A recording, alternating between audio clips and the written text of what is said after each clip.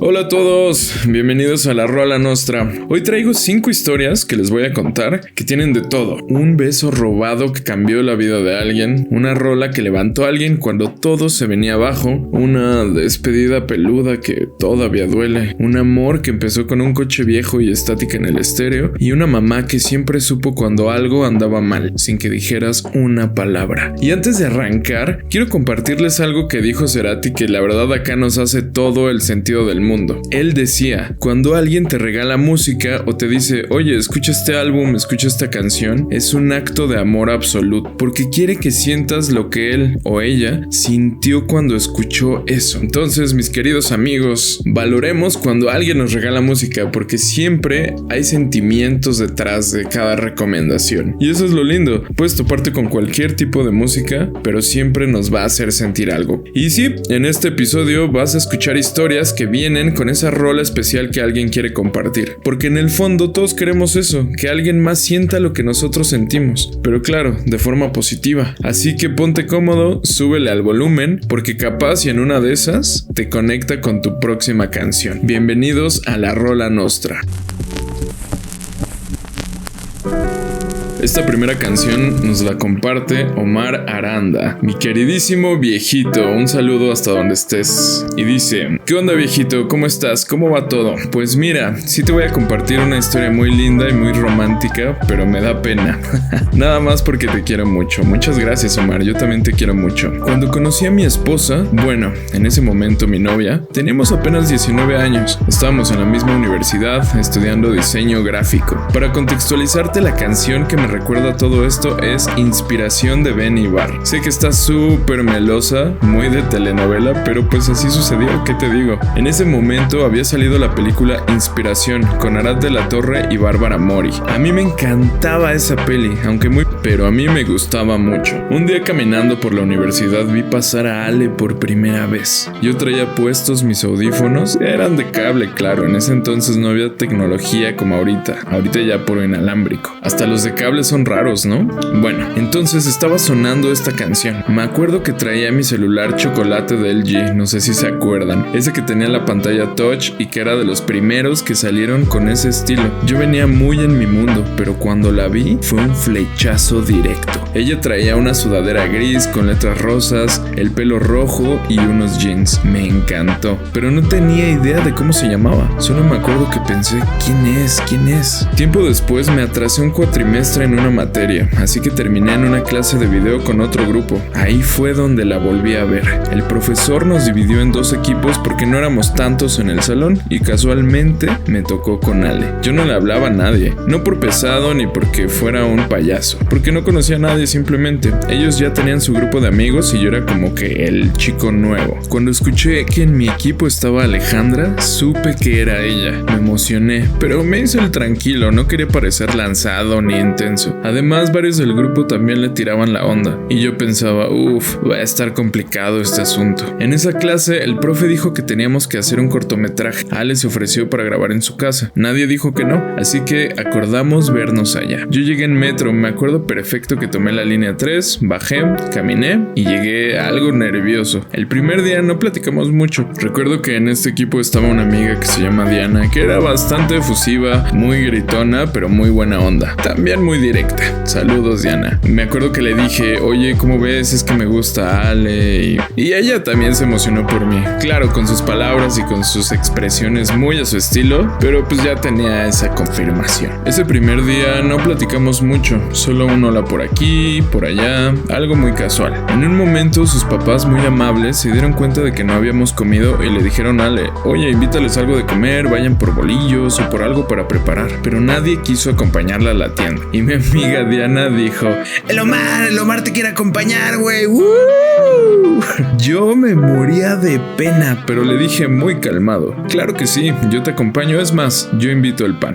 Yo iba decidido, quería acercarme. En la tienda platicamos poco, nada profundo, solo lo suficiente como para romper el hielo, pero ese fue el primer acercamiento. Ella vivía cerca de la casa de mis papás, lo cual me dio más ánimos. No sé por qué sentía que extrañamente todo iba encajando. En el segundo día de grabación, porque fueron varios días, apliqué una pequeña estrategia. Le dije que probablemente uno de mis hermanos hermanos o mis papás pasaría por mí, pero que podía tardar un poco. En realidad yo iba con la intención de quedarme un rato más. Ella me dijo, está bien, no te preocupes, pero esperemos adentro porque afuera sí está un poco feo. Así que me quedé y esperamos un rato. Ese día nos quedamos solos un momento y platicamos más. Le ayudé con una tarea que le habían dejado, una especie de escultura con un gancho y tela, muy de esas cosas raras de diseño. Mientras trabajábamos en eso, pusieron música y sonó Inspiración. Le dije, esa canción me encanta, es de una película que me fascina. Me miró y me dijo, ¿en serio? A mí también me encanta, ya la vi. Y en ese momento sentí que algo se había conectado, porque esa película no era tan conocida. Pensé, van 2 goles, uno más y esto se pone serio. Pero había un tema importante. Yo estaba pasando por un momento crucial en mi vida. Yo ya tenía un hijo, tenía 2 años mi bebé en ese momento. Uno como papá soltero piensa en muchas cosas y una de ellas es decidir si contarle todo sobre esta situación a alguien o no. Pensé, puedo aventármela así y le miento, pero obvio no, jamás negaría a mi hijo. Y ella pues tenía novio. Supe que tenía novio porque la vi en una foto en su celular. Sí, la verdad fui muy chismoso, pero yo no quería mentirle, así que cerca de la entrada de su casa le dije,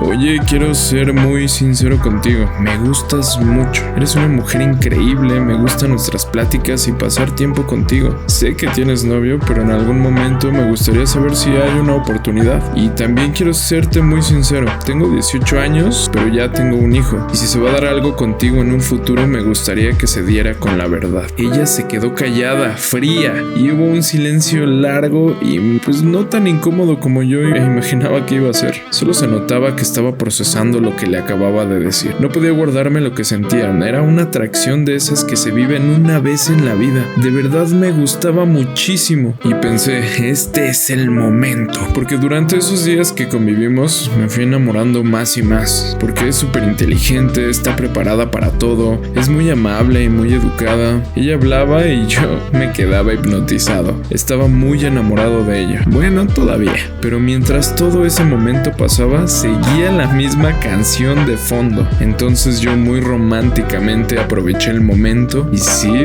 le robé un beso. Aún puedo recordar ese beso y no lo cambiaría por nada. Pasó algo increíble. Ella me respondió el beso. Después de unos segundos se separó de mí y me dijo, tengo novio, no puedo, no, vete de aquí. Pero supe que ella también había sentido algo. Yo ya había hecho lo que pensé que en ese momento era correcto. Le hablé con la verdad, le dije que me gustaba y le robé un beso. No es que yo haga eso con todas, pero era algo único. Ella es única y tenía que jugármela. Pasaron unos días. Un martes estábamos en la cafetería y se me acercó. Oye, ¿no piensas hablar de lo que pasó? Y yo pensé, no, hay segunda parte, hay continuación, hay parte 2. Significa que aquí hay algo. Ese mismo día, pues le pedí disculpas y le dije, oye, si no lo hubiera hecho me hubiera arrepentido toda mi vida. Y me dijo, sí, pero no se tiene que repetir, tenemos que seguir con el proyecto y no fue correcto. Yo estaba de acuerdo. Hablamos un rato más de lo que sucedió, pero pues nada trascendental. El viernes de esa misma semana me dijo en la salida, oye, ¿te vas a ir? Y le dije que sí, y me contestó, yo voy a estar aquí enfrente con mis amigas, ¿no quieres ir? Y le dije, no, muchas gracias, soy un papá responsable. En un tono también medio juguete. Paréntesis, para esto, la mamá de mi hijo y yo estamos separados, ya no había nada con ella. Antes de irme me dijo, solo quiero que sepas algo, lo que pasó movió algo en mí. Estaba mal con mi novio, había cosas en las que no coincidíamos y pues terminé con él. La verdad siento que algo pasó entre nosotros y quisiera saber qué onda. Y yo estaba que no me lo creía. En ese momento sonaba una y otra vez en mi cabeza la canción de Inspiración. Y me armé de valor para preguntarle, ¿quieres salir algún día conmigo? Y ella me dijo, claro. Después de eso la invité a salir. Estábamos en diciembre e iba a ser cumpleaños de mi mamá. El 30 de diciembre iban a ir a comer a un restaurante, así que esa era parte del plan. Fui a su casa, llegué, toqué la puerta, abrieron sus papás y pregunté, ¿se encuentra Ale? Me dijeron sí. En eso sale y me vio parado en la puerta de su casa con mi hijo en brazos y le dije, este soy yo, soy papá, soy muy responsable, este es mi hijo,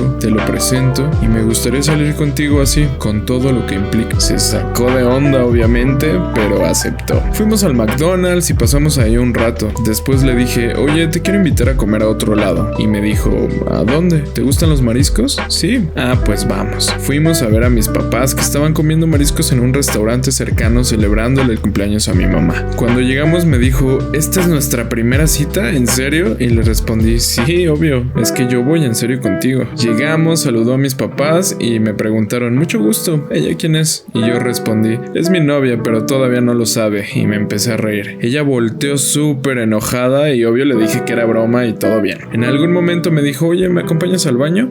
Claro, salimos, fuimos, nos tomamos una foto, la miré y le dije, tú no lo sabes, pero vas a ser mi esposa. Te lo firmo ahorita. Se rió y me dijo, ¿cómo crees? Tú estás loco.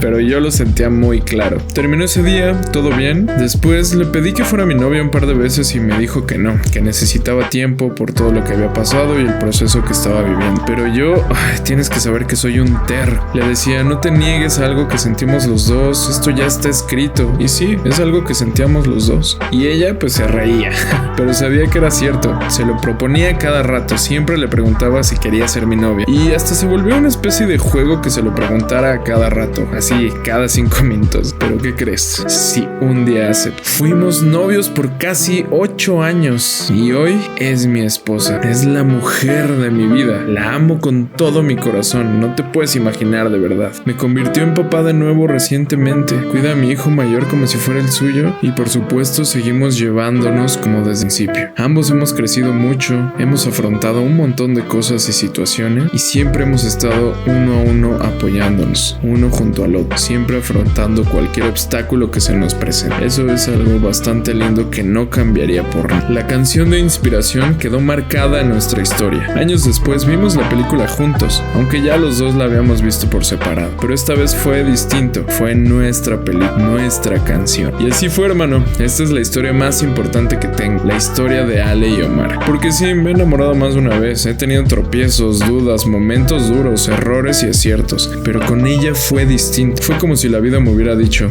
aquí está, pero vas a tener que jugártela. Yo me la jugué con todo, con hijo, con miedo, con ganas, con honestidad, y ella también se la jugó conmigo. Hoy la veo y aún me acuerdo de esa sudadera gris, de la tienda, del nervio, del metro, del primer beso. Cuando suena esa rola, no importa cuántos años pasen, vuelvo a ese momento en que supe que todo iba a cambiar. Tengo otras historias también, con mis hijos que me llenan de felicidad. Ya sé, soy un romántico, pero esas te las cuento en otra ocasión. Vale la pena contarte cada detalle. Un abrazo y saludos a todos los que estén escuchando esta historia. Y sí, a veces las historias de amor empiezan con una sudadera gris, una canción cursi sonando en los audífonos y alguien que no se rinde hasta convertirte en familia. ¿Les ha pasado? Déjenos en los comentarios. Pero no todas las historias de amor son de pareja. También hay historias de amores propios, de amores a los sueños, como esta que les quiero contar, que habla de no rendirse aunque el mundo te diga que ya estuvo, pero no estuvo.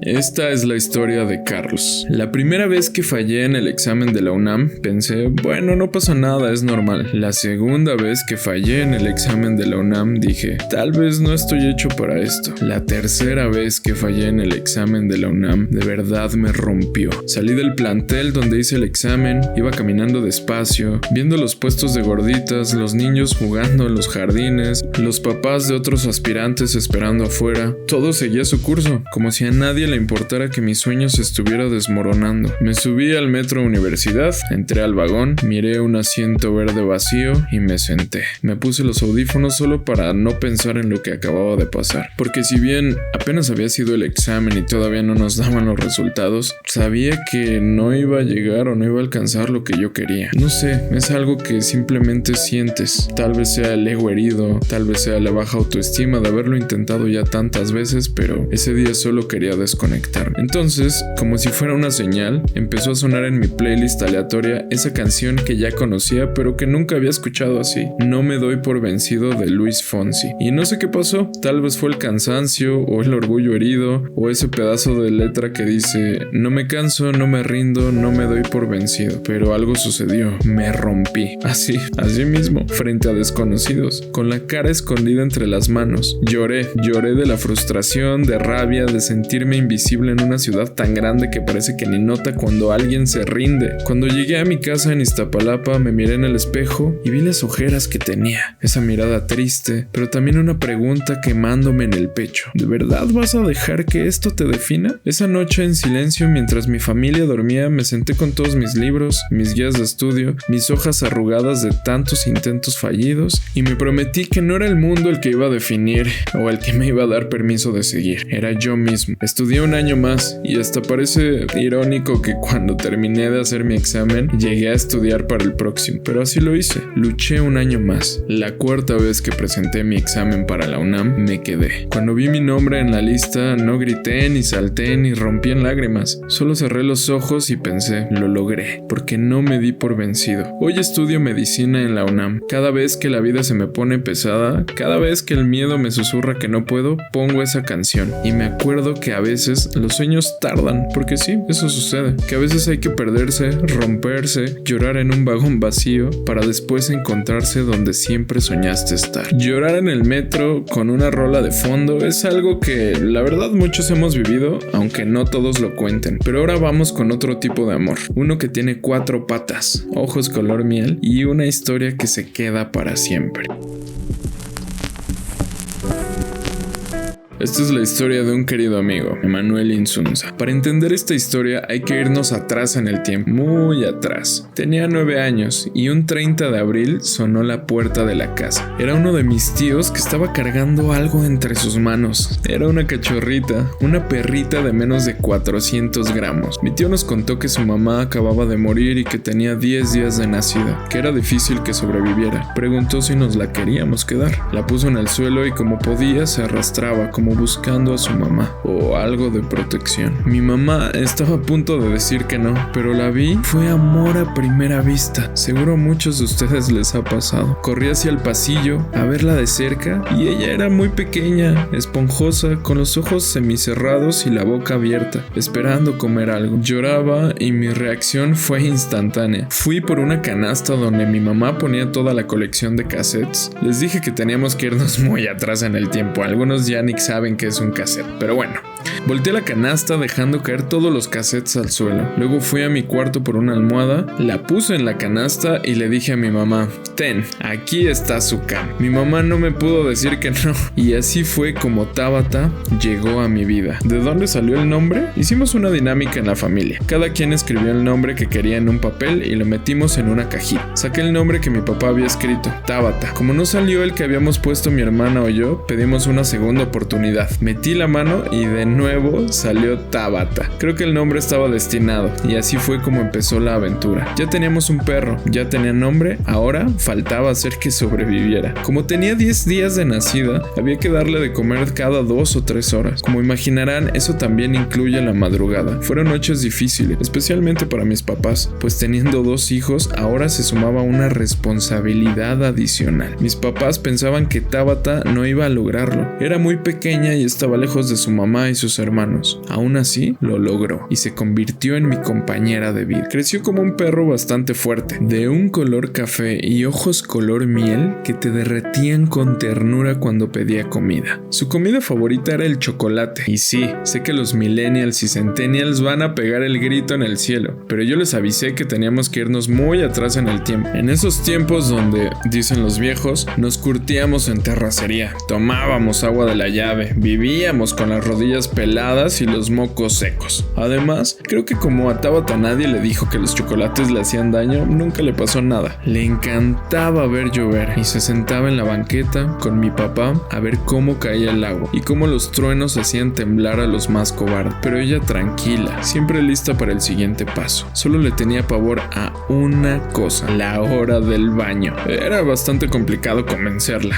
pero cuando llegaba la hora del cepillado, era la más feliz y se echaba de pancita arriba para que la rascaras. A pesar de ser un perro grande e imponente, nunca fue agresiva, nunca, para nada. Creo que por haber crecido con nosotros desde que tenía 10 días de nacida, nunca se enteró que era un perro. Dormía en nuestras camas, era la mejor copiloto en el coche, se sentaba derechita en el asiento y solo veía a la gente pasar. Recibía a todos con cariño, con su panza lista para ser rascada. Pero el tiempo pasa y no perdona a nadie, ni a los más puros de corazón. Un día recibí una llamada. Eran mis papás avisándome que Tabata había muerto a sus 15 años. Yo tenía 24, pero cuando lo supe me sentí como ese niño de 9 años que vio a esa bolita de pelos en el suelo, que se enamoró a primera vista, que tuvo la mejor compañera que un niño podría desear y que se estaba enterando que no la volvería a ver de nuevo, pues estaba en otro estado, lejos de casa cuando recibí esa llamada. A mi papá le tocó la tarea de ir a enterrarla. Lo hizo junto a unos árboles en donde le gustaba pasear y correr. No me imagino el dolor que se debe sentir cavar tú mismo la tumba de uno de tus familiares, pues eso era para nosotros, uno más de la manada, uno más que dormía con nosotros, uno más que salía en el carro a pasear, siendo la mejor copiloto, uno más que veía la lluvia y escuchaba los truenos, uno más que ya no estaba. Lloré como nunca lo había hecho en mi vida. Varias personas de mi familia han fallecido desde entonces, pero nunca he sentido ese dolor tan grande como cuando se fue mi compañera, como cuando se fue Tabata. Sé que el destino ya lo tiene escrito Dios. Qué fortuna fue vivirlo entre los dos. Sé que no querías marcharte, sé que te querías quedar. Donde estés, un día iré a visitarte. Solo guárdame un besito. Esta fue la historia de Emma y nos muestra cómo a veces lo más duro no es decir adiós, es saber que ya no va a estar cuando regreses a casa. Pero como toda pérdida, también abre espacio para recordar los principios, esos que llegan sin avisar.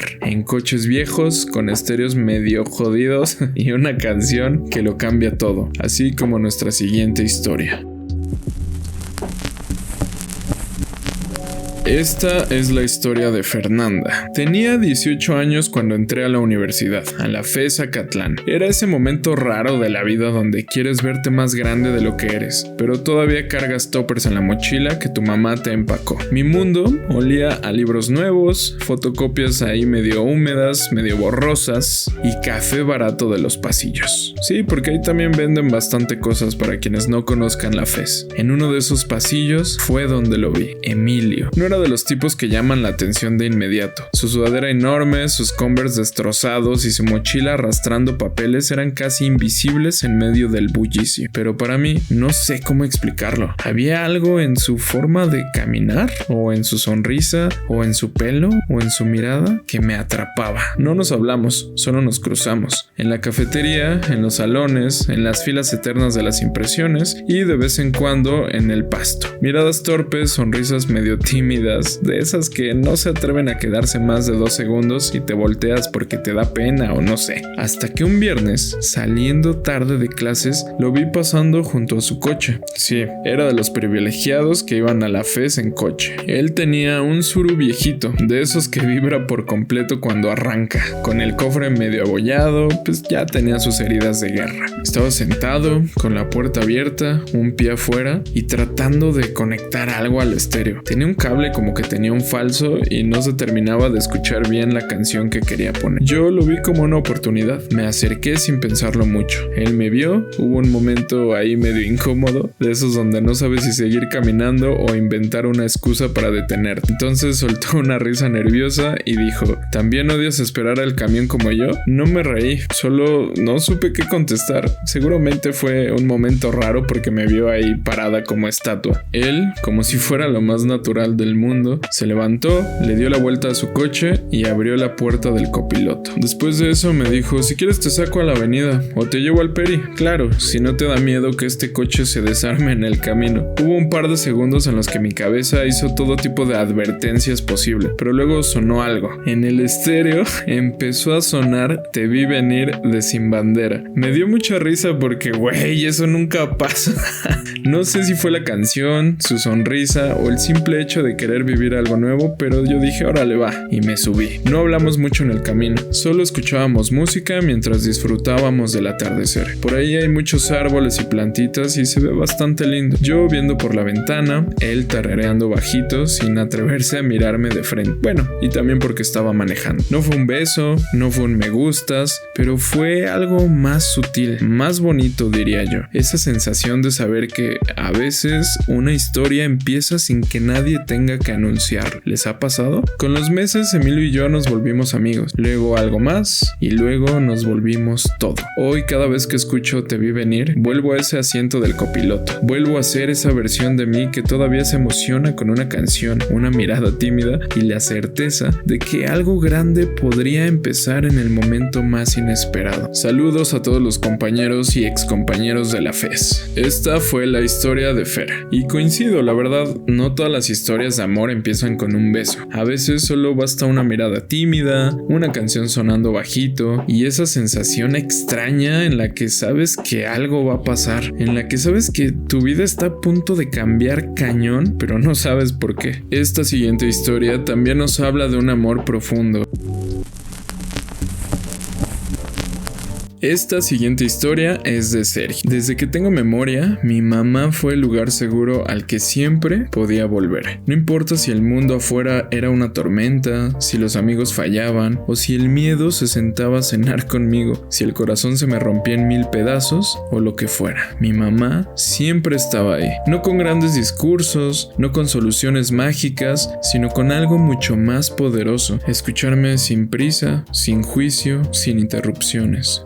Recuerdo llegar de la escuela con el nudo en la garganta o simplemente un dolor de cabeza o con esa mirada que a veces se siente perdida, pero ella sabía interpretar todas mis señales. Me miraba, apenas me sonreía y preguntaba: ¿te preparo un cafecito mientras me cuentas, hijo? Y entonces todo salía. Las peleas tontas con amigos, los exámenes reprobados, los miedos que no podía o no sabía nombrar, a una chica que me gustaba y yo no le gustaba y 1000 cosas. Su sala era mi confesionario, su cocina mi espacio seguro, sus abrazos el lugar donde podía llorar sin vergüenza. A veces no decía nada, solo me escuchaba, me acariciaba el cabello y me dejaba vaciarme, sacar todo lo que... Y otras veces sacaba frases que eran muy suyas, simplemente muy contundentes, que parecían desactivar todas las bombas internas que tenía en ese momento. No todo se resuelve hoy, hijo, y está bien. A veces solo se trata de respirar y seguir caminando. Con ella aprendí que no había de tener respuestas para todo, que a veces solo ser escuchado es suficiente para seguir. Una tarde, después de uno de esos días en los que sientes que todo el mundo se te viene abajo, mamá puso música mientras preparaba algo en la cocina. Sonó una canción que nunca había escuchado antes. Después supe cómo se llamaba: Fix You, de Coldplay. And I will try fix you. La melodía suave, la letra como un susurro. No hablaba exactamente de mamás, pero era imposible no pensar en ella, en su forma de acompañarme sin intentar cambiarme, en su manera de sostenerme sin hacerme sentir débil. Hoy que soy adulto entiendo que no todos tuvieron una mamá a la que pudieran contarle todo, que no en todas las casas se podía llorar sin miedo y que no todos tuvieron ese refugio hecho de abrazos, tazas de café y miradas que todo lo curaban. Yo sí, y me siento muy afortunado. Yo tuve a mamá, y aunque la vida ahora es más ruidosa, más rápida, más dura, sé que todavía en el rincón más hondo de mi corazón tengo esa voz suya susurrándome: no todo se resuelve hoy y está bien, respira y sigue caminando. Gracias, mamá, por ser la casa donde siempre puedo volver. Te amo. Si hay algo que tienen en común todas estas historias, es que todas nos recuerdan que detrás de cada canción hay una vida, que las canciones o las rolas que más nos marcan no se buscan, simplemente nos encuentran a nosotros. Gracias por escuchar La Rola Nostra. Si alguna de estas historias te tocó, compártela, cuéntasela a alguien o también escríbeme la tuya en larolanostra@gmail.com, en los comentarios o por mensaje directo. Estamos en Instagram, TikTok y Facebook como @La Rola Nostra, y donde sea que la música nos lleve también. Nos escuchamos en el siguiente episodio y recuerda, no todo se resuelve hoy y está bien. Nos vemos pronto.